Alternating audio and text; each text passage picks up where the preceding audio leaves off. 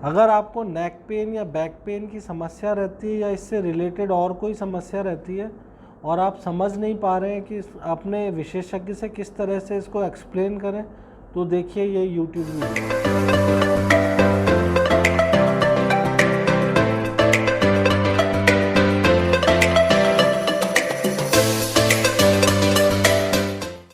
नमस्कार, मैं हूं doctor Praveen Gupta, senior spine consultant Jaipur में।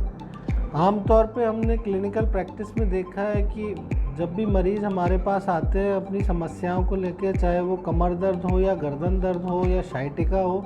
वो कई बार प्रॉपरली उसको एक्सप्लेन नहीं कर पाते और इस वजह से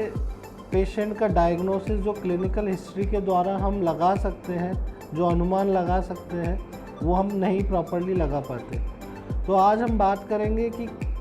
पेशेंट को किस तरह से अपने दर्द को अपने डॉक्टर को एक्सप्लेन करना चाहिए ताकि वो इजीली पेशेंट के लिए भी फ़ायदेमंद हो और डॉक्टर के लिए भी, ताकि अननेसेसरी अगर कोई जांच करानी पड़ रही है तो उसका खर्चा बचाया जा सके। जैसे कि यदि अगर आपको कोई भी नेक पेन या बैक पेन हो रहा है तो सबसे इम्पॉर्टेंट उसमें चीज़ है बताने की कि वो आपको कब से हो रहा है और कैसे शुरू हुआ था, उसका एग्जैक्ट ड्यूरेशन क्या है कि आपको कितने महीनों से हो रहा है, दिनों से हो रहा है या कई सालों से हो रहा है। दूसरा, वो शुरू कैसे हुआ था, जब पहली बार आपको पेन शुरू हुआ तब आप कर क्या रहे थे, जैसे कि आप कोई भारी वज़न उठा रहे थे या आपने कोई लॉन्ग ट्रैवल किया था उसके बाद शुरू हुआ,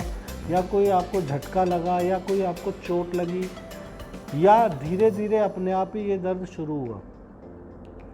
दूसरा इम्पॉर्टेंट पॉइंट है कि एग्जैक्टली उसकी लोकेशन क्या है बैक में। कई बार पेशेंट ये भी नहीं समझ पाते कि वो पेन किस जगह हो रहा है, तो उन्हें एक फिंगर से उसको पिन पॉइंट करके बताना होता है। अगर वो इस तरह कर पाते हैं तो पेशेंट के लिए ये बढ़िया रहता है, क्योंकि वो उस पार्ट का प्रॉपरली एग्जामिनेशन हो सकता है। दूसरा,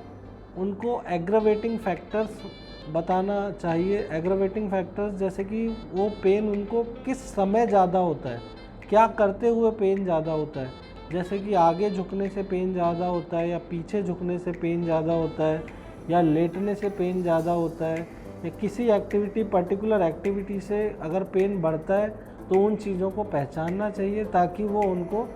डायग्नोसिस में हेल्प कर सके। रिलीविंग फैक्टर्स उनको बताने चाहिए, जैसे कि कुछ पेशेंट ऐसे होते हैं जिनको लेटे लेटे पेन ज़्यादा होता है, खड़े होने पे चलने में कम होता है, तो इस तरह का फैक्टर्स उनको बताने चाहिए।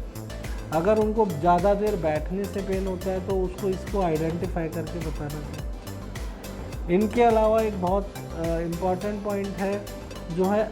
एसोसिएटेड सिम्टम्स, मतलब वो पेन के साथ में दूसरे भी सिम्टम्स अगर वो फील करते हैं, जैसे कि बैक पेन के साथ में उनको अगर दूसरे जोड़ों में भी दर्द है तो इस चीज़ को पर्टिकुलरली बताना चाहिए ताकि गठिया रोग की संभावना को जज किया जा सके। अगर उनको कमर का दर्द या गर्दन का दर्द रेडिएट हो रहा है, जैसे कमर का दर्द पैर में या कूल्हे में जा रहा है, या कमर दर्द के साथ में उनको आइसोलेटेड हील पेन हो रहा है, एडी में दर्द हो रहा है, तो ये उनको बताना चाहिए ताकि उसका अंदाज़ा लगा जा सके कि ये कहीं स्लिप डिस्क की वजह से तो नहीं है, नर्व कंप्रेशन की वजह से तो नहीं है। अगर उनको साथ में कोई फीवर आ रहा है या उनका वज़न कम हो रहा है, तो इस तरह के सिम्टम्स अगर साथ में हो रहे हैं तो उनको अलग से मेंशन करना चाहिए ताकि जो पेन का कॉज है उसका अंदाज़ा लगाया जा सके और उसी हिसाब से अपन जांचें कर सकें। क्योंकि जितना रिफाइंड हिस्ट्री होगी उतना ही रिफाइंड उसका डायग्नोसिस होगा और उतनी ही कम जांचें कराने से पेशेंट को हम डायग्नोस और प्रॉपर ट्रीटमेंट दे सकते। इसके अलावा एक इम्पॉर्टेंट पॉइंट है कि ये जो पेन उनको हो रहा है वो उनकी डेली लाइफ को किस तरह से अफेक्ट कर रहा है, मतलब आप उसकी वजह से अपने डेली लाइफ में क्या क्या काम करने में असक्षम होते जा रहे हैं, जैसे कि आप ज़्यादा देर खड़े नहीं रह पा रहे हैं या अपना ऑफिस वर्क नहीं कर पा रहे हैं या आपको ट्रैवलिंग में प्रॉब्लम हो रहा है। तो ये चीज़ इम्पॉर्टेंट है क्योंकि इससे सीवियरिटी ऑफ पेन हमें पता चलता है और ये सीवियरिटी ऑफ पेन आगे किस ट्रीटमेंट लाइन पे हमें जाना है उसको भी डिसाइड करने में हेल्प करता है।